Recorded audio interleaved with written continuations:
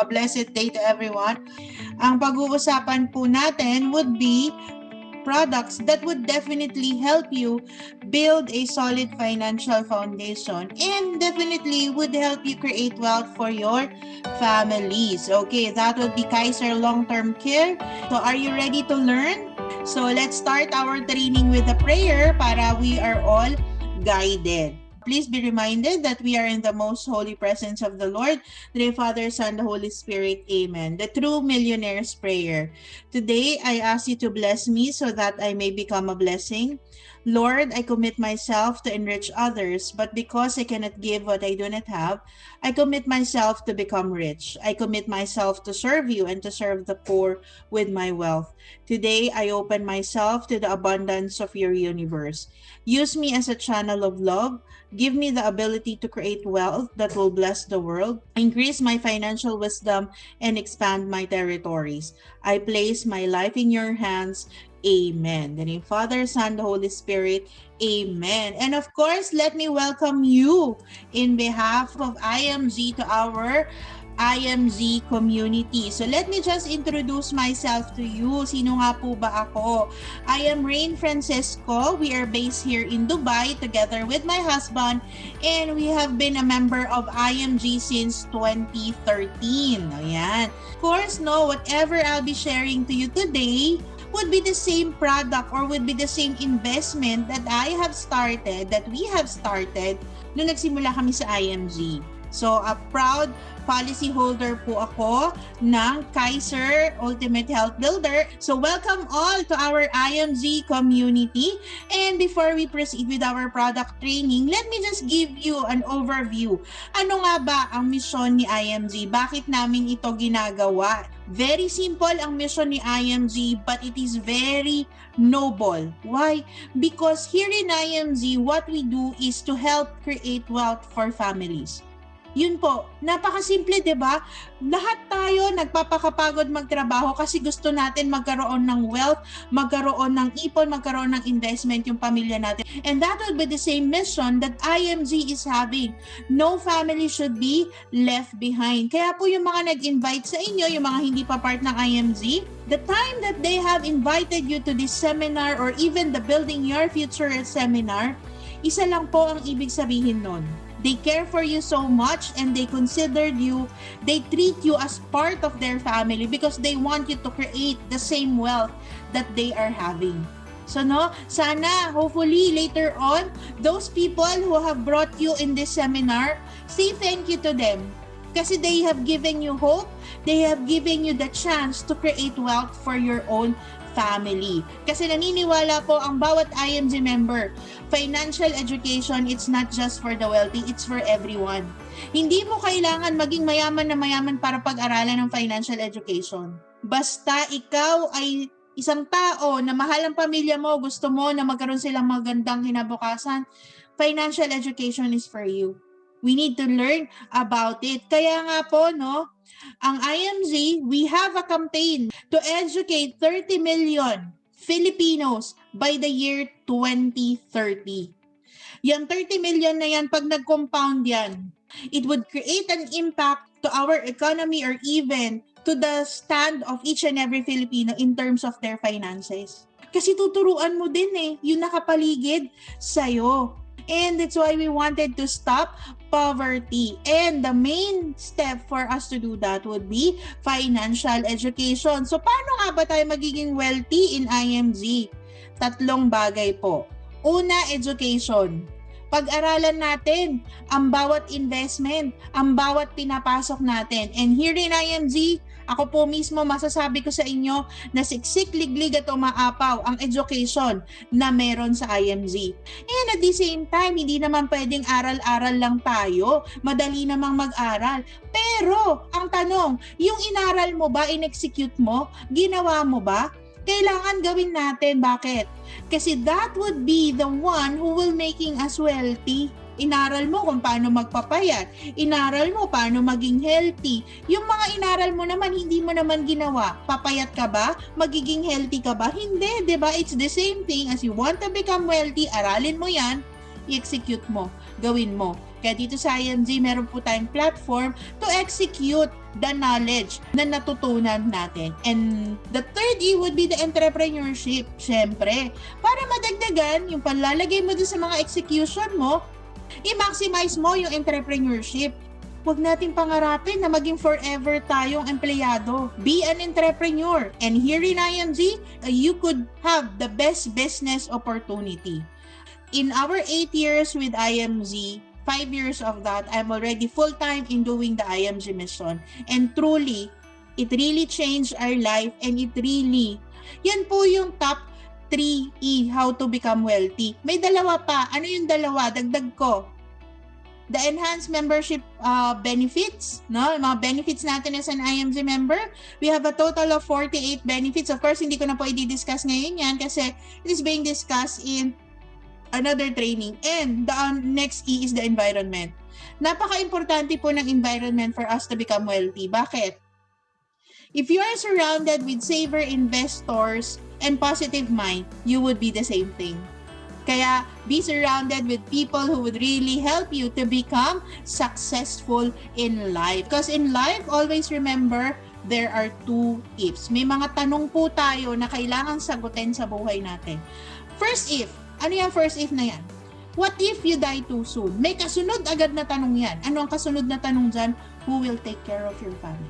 Diba? Pag nawala tayo, hindi naman nawawala din yung pamilya natin no. Diba? At ayaw nating mangyari yon. Second if would be, what if I live too long? Kung mahaba naman ang buhay mo, sino naman ang mag-aalaga sa'yo pagdating ng iyong katandaan? Yung iba sasabihin, I have the love of my life to take care of me. Wow, how sweet, diba? Sweet yun, totoo yun. Pero tandaan mo, paano kung pareho na kayong matanda? Paano kung pareho na kayong nangangailangan ng medical needs? Yes, it's good that you are together, but you would be needing something or you would be needing someone to take care of you. Diba? So, sino yon? O ano yon? Okay?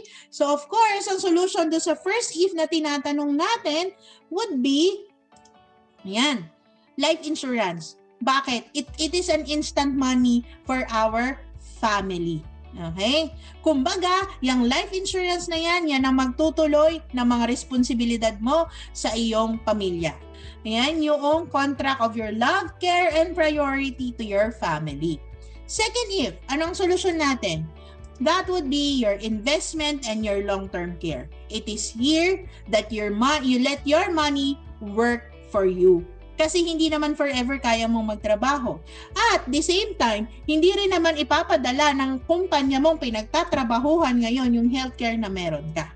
Kaya kailangan meron tayong investment and long-term care kasi yan ang sasagot sa ating mga pangangailangan pagdating ng ating katandaan. And you all know, no?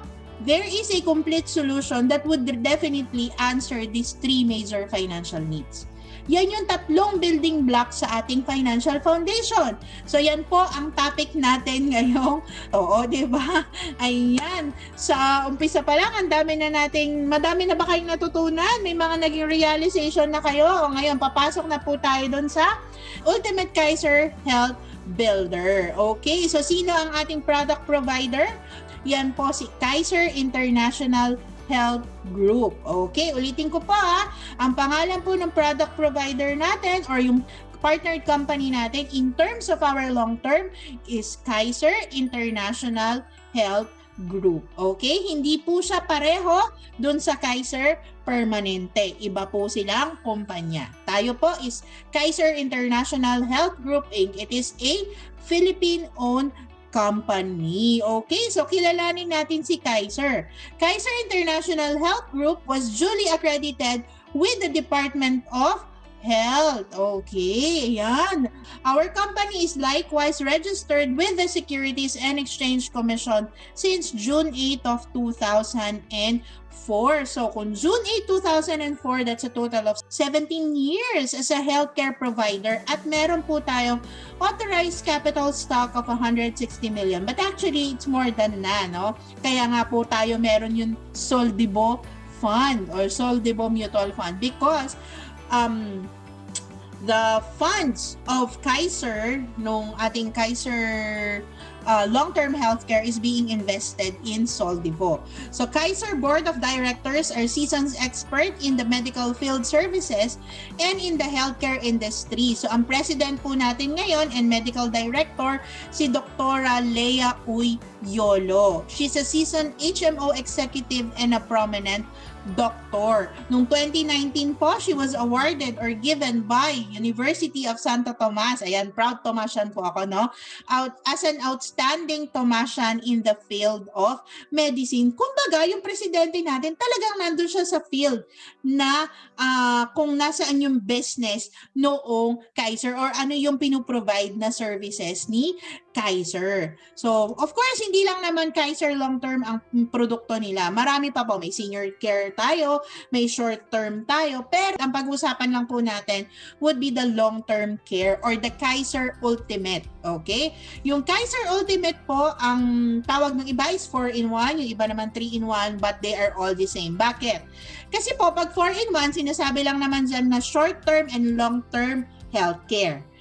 Then, investment and protection. Kapag 3-in-1, pinag-isa lang po yung short-term and long-term.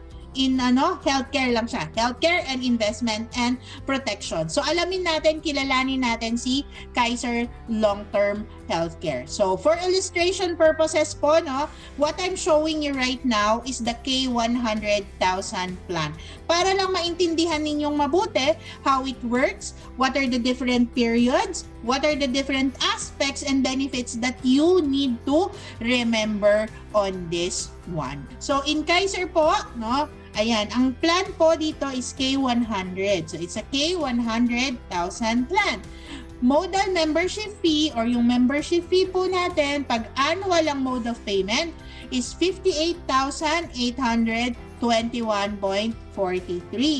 Total membership fee is 411,750. So, that's the total membership fee for 7 years. So, annual membership fee is 58,821. Okay. So, there are 3 periods. Accumulation period or what we call paying period. Second period is the extended period. Ito po, tapos na tayo magbayad dito. Hinintay na lang natin mag-grow yung ating plan at mag-mature. And of course, the 20th year, that would be the long-term care period. Tingnan natin yung different periods para makita natin ano yung mga benepisyo or ano yung mga pwede mong makagamit pagdating ng period na yon. Okay, let's have the accumulation period. Accumulation period is the paying period. Diyan ka nagbabayad. Depende sa mode of payment na kukuhanin mo. Yan, magbabayad po tayo dyan. 7 taon. Pasabihin na iba, bakit yung iba nagiging 8 taon? Okay, pag naging 8 taon po, ibig sabihin may missed payment. Hindi nagbayad ng dire-diretso. Okay, so that would be year 1 to 7. Ano ang mga benefits ko during year 1 to 7? Meron po tayong annual physical examination benefits. Ayan. Ano ang kasama doon? Meron po tayong physical examination, x-ray, complete blood count, urinalysis, fecalysis, and for 35 years old and up, meron na po yung kasamang ECG at sa mga babae, meron na rin po siyang kasamang pap smear. O sasabihin mo, Ray, napaka-basic naman nung sinabi mo pwede ko naman ipagawa yan tama po, pwede nyo naman pong ipagawa. Pero take note, pag pinagawa nyo po yan, di ba may bayad? Dito, libre. You can get it for free. And you just need to finish 1 year of payment. Then you can avail of your free annual physical examination. But take note, meron akong take note for OFWs like us. Ayan. So medyo may konting leniency po tayo sa mga OFW. Bakit? Kasi po, 'di ba? Minsan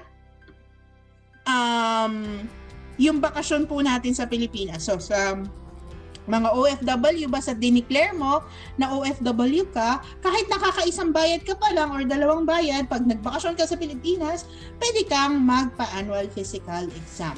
And next, dental benefits. Ayan, may dental benefits din po tayo.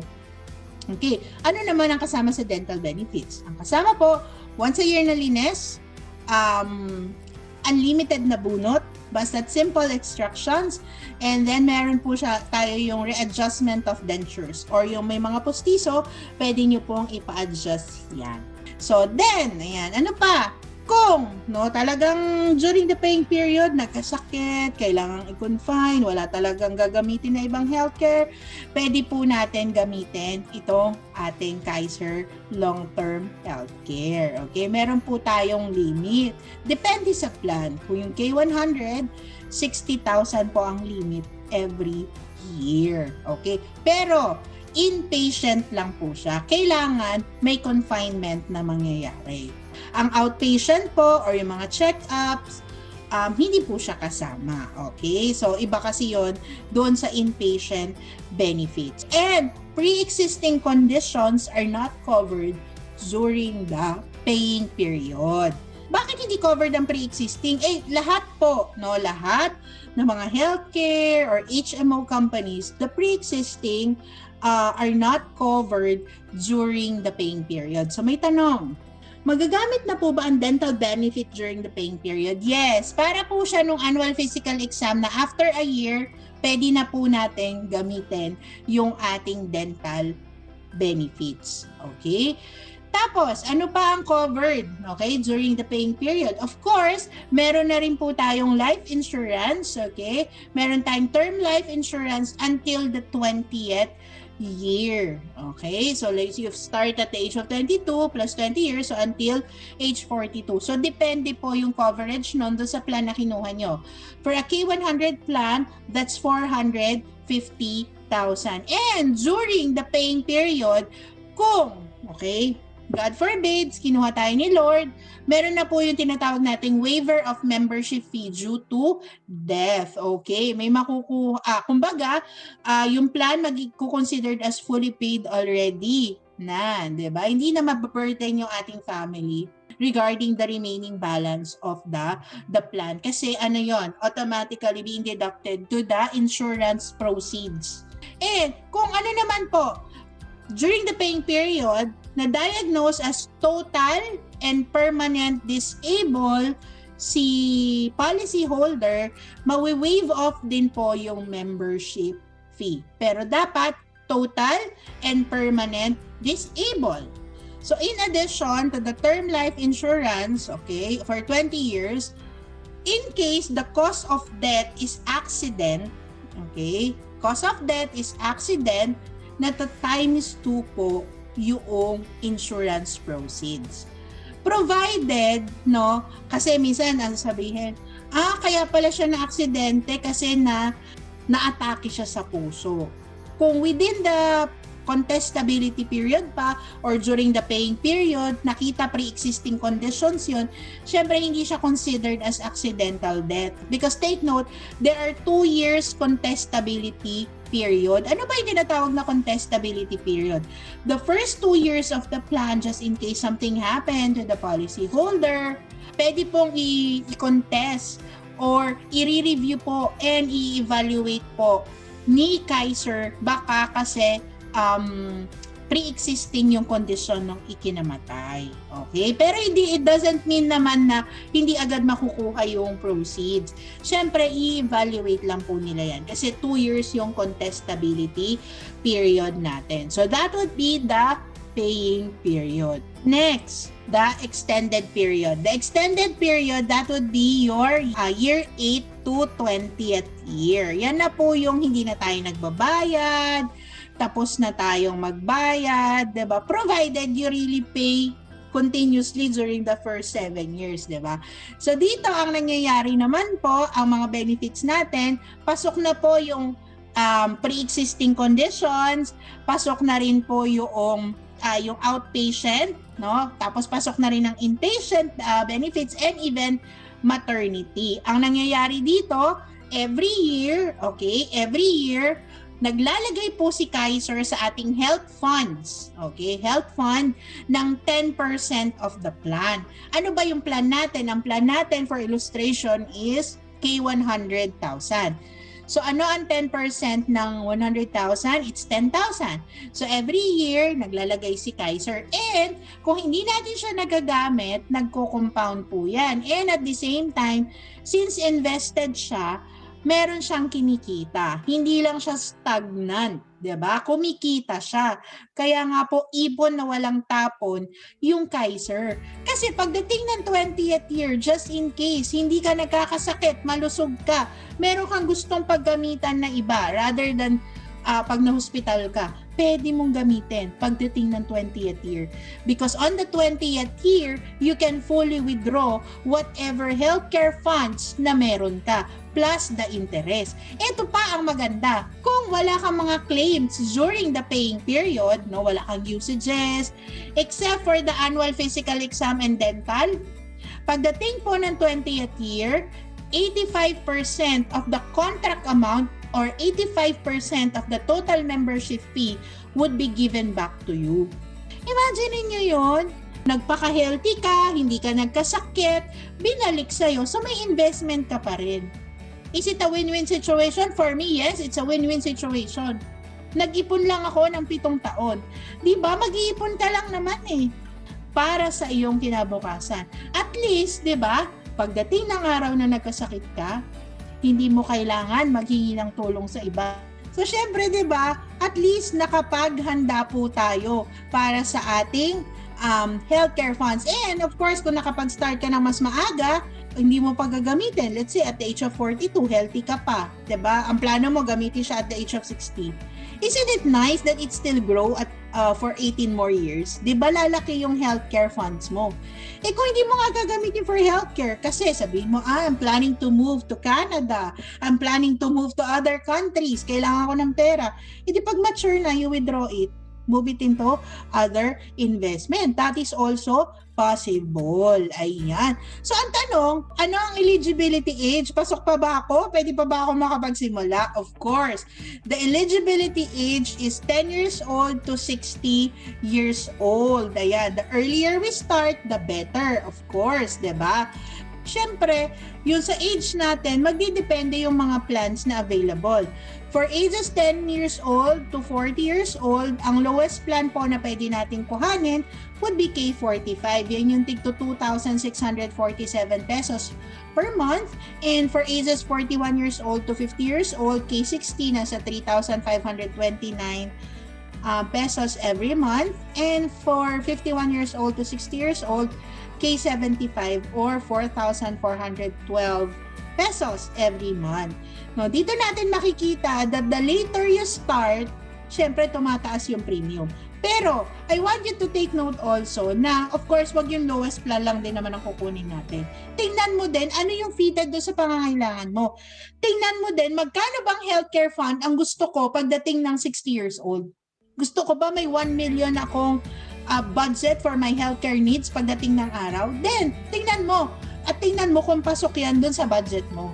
Kung hindi naman, and then let's work it out. Sabi nga natin, increase our cash flow. So this is an example of a table of premium for an age 30. For age 30, lowest plan is K45, pero yung tinignan natin kanina, K100, ayan, meron tayong mga different mode of payment. Monthly, quarterly, semi-annual, and annual. Of course, pag monthly, 5,882, ayan, every month, computin nyo yan, 5,882 times 12 is total of 70,584, diba? Kung every month tayo nagbabayad. Pero tingnan mo yung annual premium niya, 58,821. So, ibig sabihin, nakakatipid ka ng how much? 11,763. So, pag annual payment po tayo, actually nakakatipid tayo ng 2 months. 2 buwan. So, kung may budget ka rin lang, di ba, less hassle pa yan kasi hindi ka buwan-buwan nagbabayad. Tapos, for us OFW, tipid pa yan sa remittance. Di ba, mas maganda kung annual. Pero, di ba, hindi natin ipipilit kung hindi talaga kaya yung annual. Kasi meron din tayong other mode of payment. Baka ngayon lang kasi hindi mo pa kaya yung annual. Pero sooner or later, pag naaayos mo na yung finances mo, pwede tayong mag-move on to the different payment modes. Pero ayan, makikita natin na talagang nakakatipid tayo. Pero for a start, 'di ba? Magandang masimulan natin yung ating healthcare. But ayun nga, titingnan natin, 'di ba, pag bata kang kumuha, meron ka mga different plans pa na available. Pero habang tumataas yung age natin, tumataas na rin ang premium. So para po makita natin what are the available plans for your age, you can check it out with the person who have invited you. So ito, age 30, ito itinignan natin kay 100. So pagdating na maturity year or after 20 years, may 1.1 million. At the age of 60, may 3 million. Imagine niyo yun, di ba? Nag-ipon ka ng 7 taon, hinintay mong mag-mature, di ba? At the age of 60, meron kang 3 million na pwede mong gamitin sa iyong pagkakasakit. Pero kung hindi kaya, then you can start with the lowest plan, yung 2,647. At least, pagdating mo ng age 60, meron kang 1.3 million na pwede mong gamitin para sa iyong pagkakasakit rather than having none. Imagine niyo nagkasakit kayo pagdating ng araw. Gusto niyo ba mamumroblema pa yung mga anak natin kung saan sila kukuha ng pampagamot natin? Di ba mas madaling magpagaling kung hindi mo pinoproblema kung saan ka kukuha ng pambabayad sa hospital? Pero kung medyo nakaangat-angat at medyo may naipon, edi you go with K60. Siyempre, di ba, meron pa tayong mga different options. Yan yung kagandahan that you're getting earlier kasi you do have option. Kasi ang napakaganda with Kaiser, you are already addressing the 3 major building blocks in your financial foundation. Healthcare, life insurance, and investment. Imagine mo, nagsimula ka ng isang produkto, pero 3 building blocks na agad ang nasagot. So are we clear on that? Okay po ba tayo doon? So ano pa ang other features ni Kaiser? Rain, pwede bang gamitin ng pamilya ko yan? Ako na lang kukuha paggamit ko dun sa pamilya ko. May tinatawag po tayong family assistance. Okay. This family assistance policy should be in active status and the plan should have completed at least 1 year. The nominated patient must be an immediate family member of the policyholder or within the first degree of consanguinity. Ano pong ibig sabihin nun? Okay, i-clear out natin yan. Pag sinabing immediate family, kapag single ka, yan yung magulang mo at mga kapatid mo. Kapag po ikaw ay may asawa na, ang immediate family mo po ay yung asawa mo at yung anak mo. So sila ang pwede mag-benefit nito. The policyholder agrees to avail only of the services of Kaiser accredited doctors and affiliated networks of hospital. Ito po, itong benefit na ito or itong accommodation na ibinibigay sa atin ni Kaiser, meron po itong approval and denial. So kailangan munang itawag kay Kaiser ito for approval. At syempre kailangan before po ma-admit yung pasyente. Hindi po pwedeng yung naka-admit na doon pa lang sasabihin kay Kaiser. Kailangan beforehand. Okay? And prior to discharge of the nominated patient, kailangan yung payment na settle na kay Kaiser. Babayaran pa rin po natin yan kay Kaiser. Kay Kaiser natin siya isi-settle. Ang kagandahan lang dito, since they were admitted as if they're having their own HMO card, ang rate po na ibibigay dun sa pasyente is HMO rate. Ang HMO rate kasi is lower than or cheaper than the regular rate in the hospital. So, kumbaga, nate-take advantage po nila yon. Pero, tandaan natin, since sabi ko nga accommodation lang to, if in case, nagkaroon ng denial, okay, dahil doon sa sakit nung i-admit, huwag po sasama ang loob natin. Kasi sabi ko nga, it is only an accommodation being provided to us by Kaiser. So ano ang solusyon? Abay, ang maganda, meron ding sariling Kaiser yung pamilya natin. Para hindi rin tayo kinakabahan. Or, of course, lahat tayo dapat protektado kasi darating at darating time nyo na magkakasakit at magkakasakit tayo. Ayaw man po natin, darating at darating tayo doon. Kahit na gaano man tayo ka-healthy, or sabihin natin hindi ka nagkasakit pero nasugat ka, kailangan mo magpa-hospital, kailangan mo pa rin magbayad. Diba?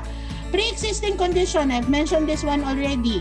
So, pre-existing conditions are not covered during the paying period, but it will be covered on the 8th year onwards. Ano ba ang mga pre-existing condition? Yan po yung mga sakit na nandyan na nung kumuha ka ng plan at alam mo na meron ka, or kahit hindi mo alam, pero yung pathogenesis niyan nung sakit na yan ay nandyan na.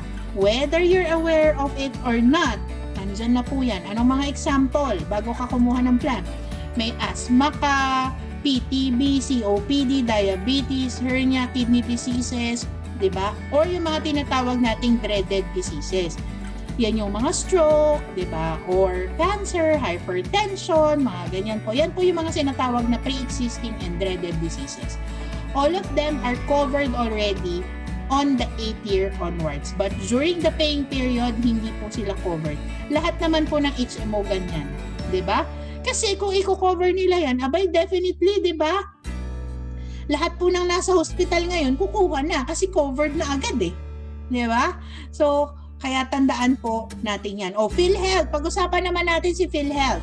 PhilHealth, integrated ba siya kay Kaiser? Yes. PhilHealth is integrated with Kaiser. Meaning, once you are admitted, kailangan mo mag-fill up ng PhilHealth form. Rin, hindi kasi active yung PhilHealth ko. Paano na yon? Anong mangyari? Bayaran ba lahat ni Kaiser yung bill ko? Okay, ganito pong mangyayari, no? Since integrated nga si PhilHealth with Kaiser, upon discharge, no? Kapag hindi active yung PhilHealth mo, yung part na dapat babayaran ni PhilHealth, ang magbabayad nun yung policy holder, and the remaining, which is within your limit sa Kaiser, yun ang babayaran ni Kaiser. Pero pag active yung PhilHealth mo, ang mangyayari dyan, okay, whatever should be covered by your PhilHealth will be covered by PhilHealth. Whatever remains that within the limit of your plan with Kaiser, babayaran ni Kaiser. So kapag yon ay swak, di ba, pasok na pasok sa iyong mga limit, edi wala kang babayaran. Ano nangyari? Nakalibre ka ba? Yes. Di ba, wala kang pinroblema. Kaya make sure po na active din ang PhilHealth natin. Eh, ang mahal kasi, parang hindi ko naman nagagamit. Alam nyo ba, may social cost din ang pagbabayad natin ng PhilHealth. Lalo na po sa ating mga OFW. Kasi sa Pilipinas, socialize ang pagbabayad ng PhilHealth. Ano ibig sabihin ng socialize? Socialize, it means it depends on your salary. May mga bracket-bracket yan. Pero for us OFW, standard eh. Ngayon, standard pa. Nung huli ako nagbayad, standard pa yung 2,400 lang ang sinigil sa akin. Pero come to think of it, malaki pa rin po ang tulong. Kasi kung hindi ka magbabayad ng PhilHealth, sa'yo din naman manggagaling yung part ng PhilHealth na ibabawas dapat doon sa bill mo. Diba? So ngayon, magbayad ka na lang ng premium ng PhilHealth. But that's my opinion po, no? Siguro minsan iba-iba yung opinion natin.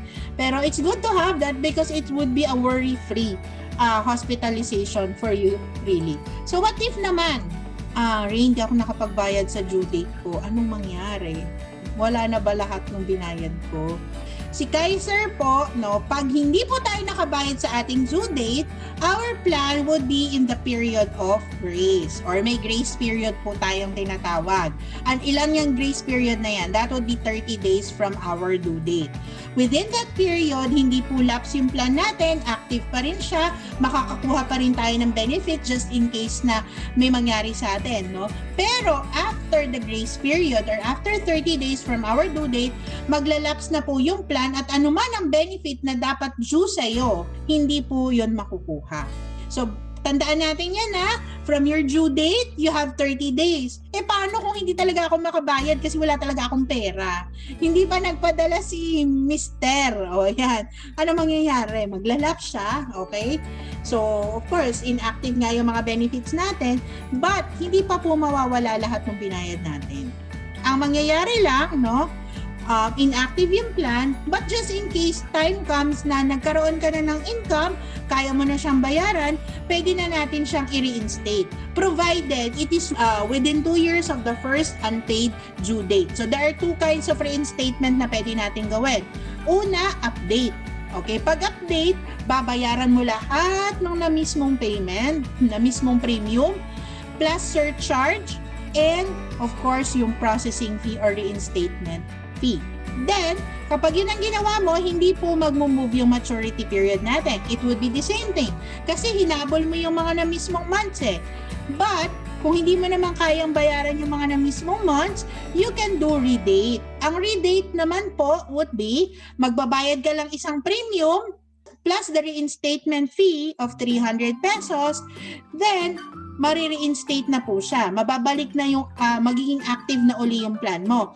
Pero tandaan natin, since hindi naman natin hinabol yung na-miss nating months, magmo-move yung maturity period. So, clear po ba tayo doon? So, take note, no? Kapag nagre-reinstate po tayo na ganyan, we are considered a new applicant. Meaning, kung nagkaroon po ng mga price changes, ifa-follow na po natin yung new price. And of course, babalik tayo lagi dun sa contestability period na 2 years. Nagre-reset siya ulit. So, but of course, at least hindi nawawala agad yung binayad natin. Kasi meron ako nabalitaan, no? May nakausap ako, 1 buwan lang siyang hindi nakapagbayad. Sabi daw sa kanya noong kinuhanan niya is, wala na po lahat ng binayad ninyo. Naka2 taon na siyang nagbayad nung particular product na yon. Pero, of course, hindi na natin papangalanan kung anong product yon, no? Kaya mas maganda na iniintindi po natin yung mga in and out ng mga isang produkto or investment na sinisimulan natin. So, dito, hindi naman siya agad nawawala. You still have 2 years to reinstate it. Ayan, another question is the transferability. Is it transferable? Pwede ko po ba siyang in-transfer doon sa anak ko? The answer is yes. The benefits under the Kaiser Ultimate Health Builder may be transferred or assigned by the member provided that during his or her lifetime, the member appoints in writing the principal beneficiary who shall receive all remaining outstanding benefits under the said plan in the event of his or her death. So the only time it can be transferred is upon the death of the policy holder. Kapag buhay pa po yung policy holder at gusto mo lang i-transfer, gusto mong ibenta, sa iba hindi po pwede. Kailangan po namatay yung policy holder at naka-appoint na po, nasa writing na po yan, nasa principal, naka-assign na yung principal beneficiary kung kanino matatransfer. Lahat po ng benefit would be transferred to the principal beneficiary. Okay, so upgrading of plan and mode of payment. Plan can be upgraded within 30 days after its effectivity date. Let's say for example, ngayon po kumuha kayo, nag-start kayo with K45. After 5 days or after 10 days, na-realize mo na, gusto ko palang K100. Pwede ko pa po bang baguhin? Within 30 days after its effectivity, pwede po natin gawin yan. May processing fee lang po tayo ng 300. After 30 days, no more upgrade of plan or no more change of plan. Okay. Ang pwede po natin gawin is mode of payment upgrade. Ayan. We can always do that after completion of its respective cycle. If within 30 days after purchase, libre po yan. Wala ng processing fee yan. But after 30 days, may processing fee po tayo na 300 pesos. But downgrading of plan and mode of payment is not allowed. So, ibig sabihin, kapag annual ka na, hindi ka pwedeng bumalik sa monthly. So, learning so far, may mga natututunan po ba? Let's go now during the maturity period. Ano naman ang mga settlement option natin pagdating ng maturity period? Option 1 is a continued health benefits with term life insurance. So, pwede mo pa palang ituloy yung term life insurance mo, no? Ito, continued term life insurance up to age 80. Ang makukuha mo would be an equivalent at least 50%. Okay, sabi, ma'am, kung K75, di na po pwedeng mag-K60, no. Hindi po tayo pwedeng mag-downgrade ng plan. Upgrade lang po, and it's only within 30 days upon the effectivity of our plan. Pero just in case natapos mo na yung K75, tapos mo ng bayaran, gusto mo pang kumuha uli ng K60, pwede naman po. So, ayan, at least 50% of the total health benefits but not to exceed 2 million face amount. Ayan. So, ayan pa po yung mga other benefits. Ito, continued health benefits with term life insurance. Second option would be continued health benefit with yearly increment. Ito naman, kinukuha mo yung earnings every year nung health funds mo. Pero, meron pa rin itong kasamang life insurance or term life insurance up to age 80, pero nasa 25% na lang nung value ng total health benefits mo. At hindi pwedeng lumagpas sa 1 million face amount. Kung yung una, wala kang i-withdraw, hayaan mo lang mag-grow pa rin doon. Itong pangalawa, meron po tayong nakukuha every year yung kinikita. Yung pangatlo naman is partial withdrawal of up to 50% of the total health benefits. So, i-withdraw mo na yung kalahati, di ba? Yung 50%. Ito, wala na po tayong term life insurance dito. So, di ba? Kumbaga, may option ka. At yung pang-apat, pwede mo nang i-withdraw lahat. Yung full withdrawal of the total health benefits. Kasi mag-move na kami sa ibang bansa, i-withdraw ko na lang lahat para meron kaming dalang pera.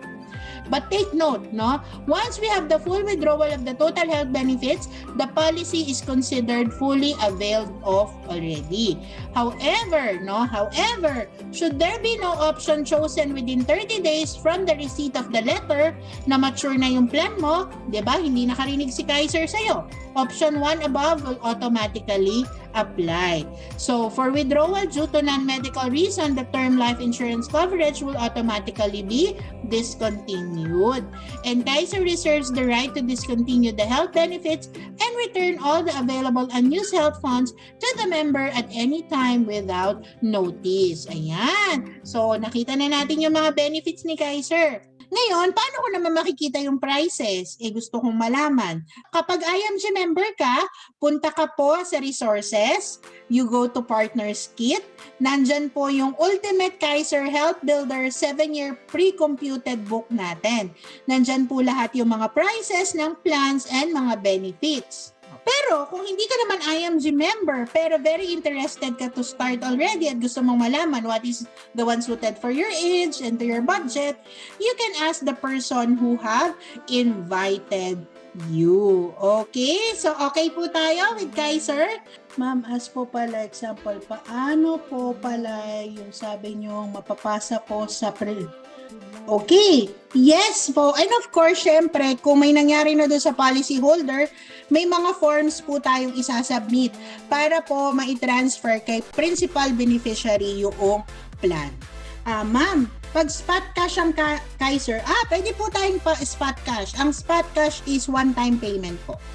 Next, paano ma-avail ang health benefit? Of course, once meron na po tayong Kaiser approved na, meron po tayong policy, meron po tayong online policy management system, and of course, yung mga benefits po natin nandun, pwede tayong mag-avail ng ating mga annual physical exam din, magpa-schedule, and at the same time, pag spot cash po kasi, 20 years pa rin yan, diba? Ang kagandahan lang with spot cash, hindi mo na iniisip yung pagbabayad mo. Pero, everything remains the same. Okay, health card daw. Saan daw makikita?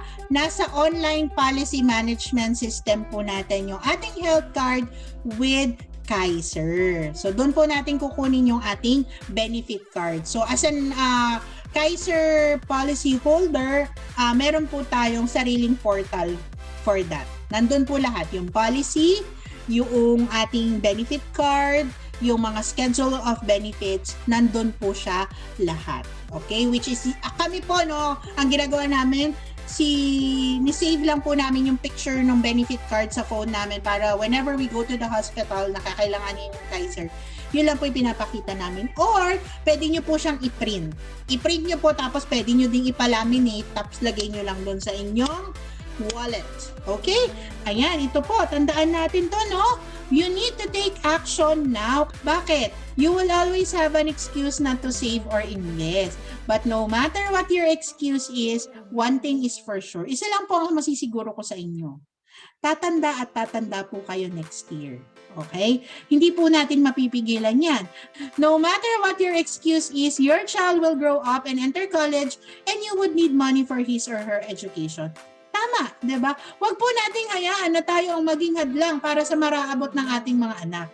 Hayaan po natin na maibigay sa kanila kung ano yung mga pangarap nila. And no matter what your excuse is, you would eventually retire and stop making active income. Ang tanong ko sa inyo, hanggang kailan nyo gustong magtrabaho? Aren't you not tired of working?